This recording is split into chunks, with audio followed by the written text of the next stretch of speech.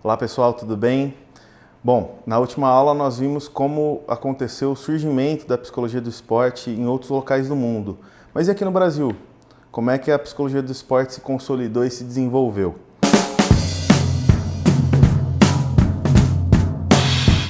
Bom, a psicologia do esporte aqui atualmente ela ainda é considerada uma área emergente, apesar do seu desenvolvimento ter acontecido antes mesmo da profissão de psicologia ter sido regulamentada aqui no Brasil.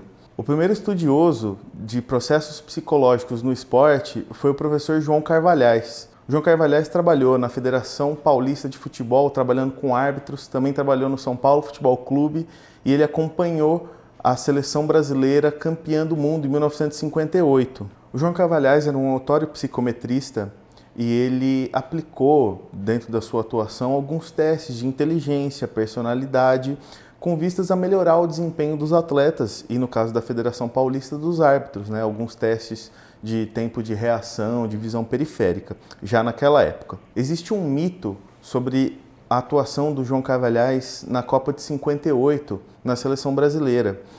Esse mito é devido à divulgação de alguns dos resultados da avaliação que ele fez com alguns dos jogadores. E nessa avaliação, o Garrincha foi avaliado como abaixo da média.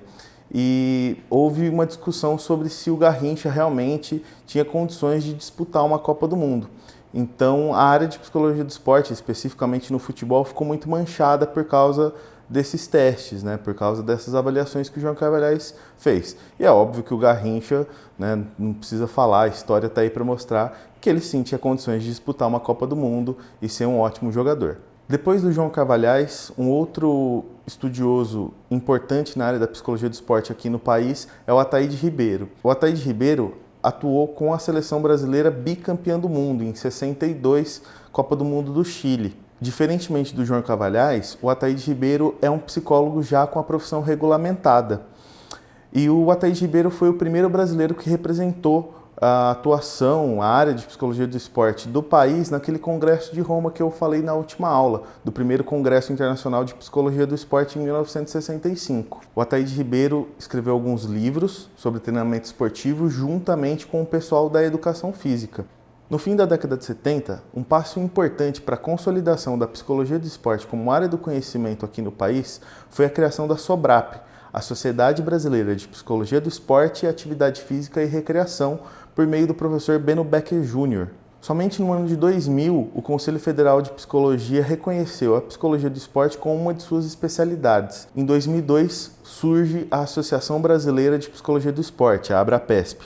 A ABRAPESP é a única entidade reconhecida pelo Conselho Federal de Psicologia como entidade representativa dessa especialidade, no Conselho. Hoje há muitos profissionais da psicologia atuando no esporte aqui no país.